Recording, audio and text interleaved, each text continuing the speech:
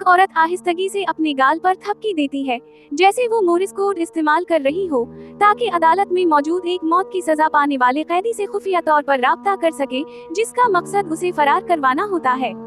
मर्द ये इशारा देखता है, लेकिन खुद को पुरसुकून रखता है और आंखें झपककर चुपके से जवाब देता है।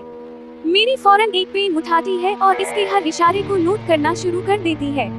तफ्तीश के बाद उस आदमी को सजाए मौत सुनाई जाती है और 2 दिन में फांसी देने का हुक्म दिया जाता है, लेकिन वो बिल्कुल बेफिक्र रहता है, क्योंकि उसी लम्हे तक मेरी एक मुकम्मल और बेऐब फरार की मंसूबा बंदी कर चुकी होती है। उस आदमी की हिदायत के मुताबिक मेरी एक मखसूस गली के कोने पर पहुंचती है और एक दीवार की एंड को दबाती है।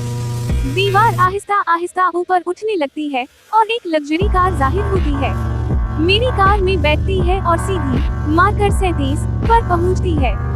जैसे ही कार रुकती है, एक पहाड़ी दीवार खुदकार तरीके से ऊपर उठती है और एक छुपा हुआ दरवाजा सामने आ जाता है। ये उस आदमी का खुफिया अड्डा होता है। मेरी जल्दी से पासवर्ड दर्ज करती है और एक शेल्फ से चीजें खुद ब खुद बाहर निकल आती हैं। वो पहले नकदी उठाती है, फिर आदमी की हिदायत के मुताबिक 2 शीशियां उठाती है, एक पीली और एक सब्ज। जब सारी तैयारी मुकम्मल हो जाती है, तो अब आती है मंसूबे का सबसे अहम मरहला। मेरी खूबसूरती से तैयार होकर सीधी इंसाफ के वजीर, जिसकी वो दीदा है, के पास जाती है। वो शोखी से अपनी नाक इसकी नाक से टकराती है और वजीर फौरन इस पर फरीफता हो जाता है और वादा करता है कि अगर वो इसके साथ रहने पर राजी हो जाए तो वो इसके लिए कुछ भी करेगा। जब मेरी देखती है कि वजीर अब इसके काबू में आ चुका है, तो वो आराम से एक अखबार उठाती है और बेसाख्ता तजस्सुस जाहिर करते हुए कहती है कि वो इस कैदी से मिलना चाहती है जो पहले सफ़े पर नुमाया है।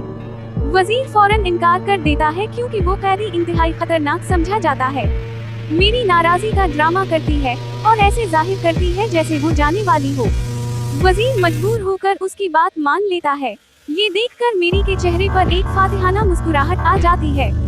थोड़ी देर बाद वजीर उसे जेल के दरवाजों तक ले जाता है और वो कैदी अपनी कोठरी से बाहर लाया जाता है, मगर उसके चेहरे पर अब भी कोई जज्बात नजर नहीं आते। तीनों को एक साथ इंटरोगेशन रूम में ले जाया जाता है। 20 मिनट के बाद मेरी और वजीर बाहर आ जाते हैं और कैदी का चेहरा अब भी वैसा ही सख्त और बेतासर होता है। अगले दिन कैदी को सजाए मौत के स्टेज पर लाया जाता है और सीधा गलूटीन पर लटाया जाता है, मगर अब भी उसके चेहरे पर कोई जज्बात नहीं होते। ये अजीब रवैया शर्फ को मशकूक बना देता है। उसे अचानक याद आता है कि उस आदमी के घर से कई इंसानी खाल के मासिक मिले थे।